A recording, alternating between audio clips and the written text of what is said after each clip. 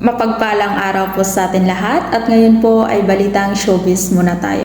Christy Permin natanong ang dalawa niyang kasama kung ang pinakita ni Daniel Padilla kay Katrina Bernardo ay pagka-inlove ba yun o tawag lang ng kalikasan ng pagkalalaki ni Daniel Padilla o may halo ng pagmamahal yon.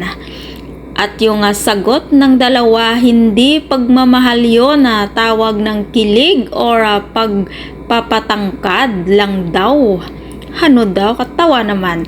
At ayon naman kay Christy Permin, talagang nagsisisi na si Daniel Padilla sa ngayon dahil napatanong na lang ng sarili bakit niya nagawa kay Katrin yon na mahal siya nito. Pero ganon pa man, di daw natin masabi na si Katrin Bernardo ay di magmamahal yun dahil kapag ang puso nakakita ng isang puso na nagpapaligaya sa kanya, walang makapagpipigil.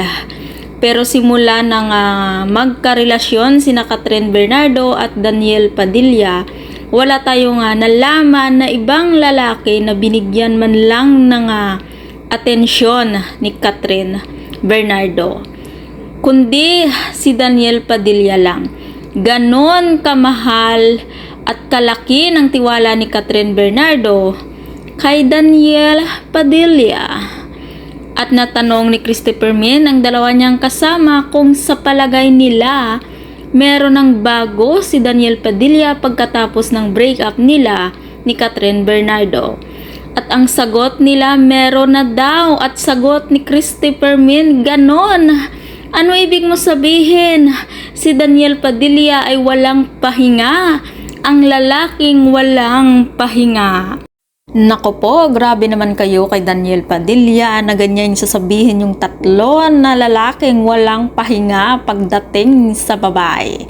Pero ganun pa man, sana makamubo na sina Daniel at Katrin sa kanilang nakaraang pagmamahalan.